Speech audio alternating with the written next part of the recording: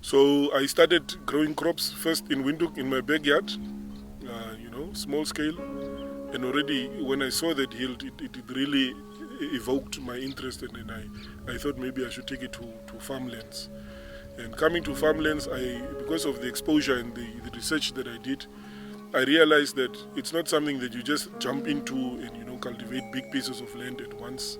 It's something that you need to grow into, something that you need to really know, because you can make so many mistakes if you are not sure, if you are not experienced or knowledgeable about the various crops, the diseases that prevail, and so on, and even the fertility of the soil.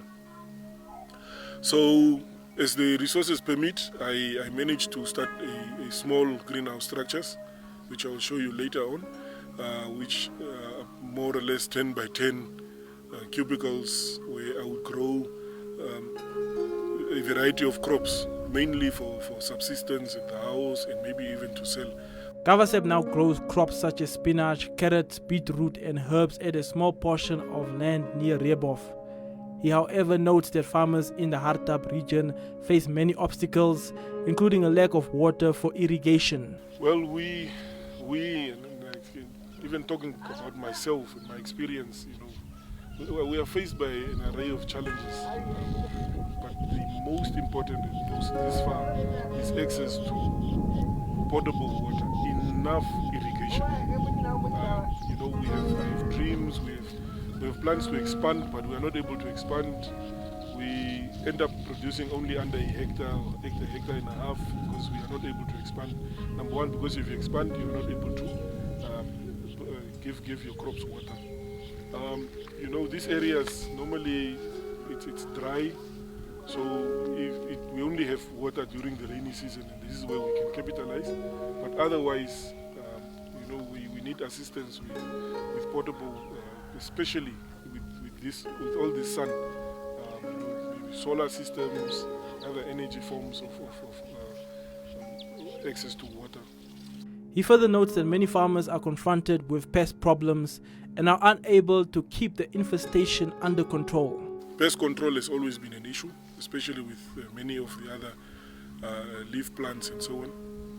But otherwise, I realized that in this very project site, what I prefer is, or the better yield so far has been the beetroot. The beetroot and of course the champion spinach. I've been growing spinach and beetroot along with a little bit of herbs here and there. They yield good results so far. So I think the learning here is, you need to master one or two key crops in which you should venture into, because it's like the more variety you have, the more chances, or the more you are at risk in terms of exposure to pest, or even just to manage the project site, because they may have different kinds of pests and you would need different interventions along that way. Some may need more fertilizer, some may need less water, and so on. So the management becomes an issue, and normally this comes with cost. So it's better to look into one main crop per season and then maybe switch between seasons to the other crop, because as it is suggested under conservation agriculture, is that we need to intercrop, or at least we need to change the crops. So maybe change from season to season, and as opposed to just having a lot of varieties which you cannot manage at the same time, and it's difficult to find a market for too many crops, and then you'll end up having losses. According to Gavasep, the general supply system for small-scale farmers should also be looked into and be improved.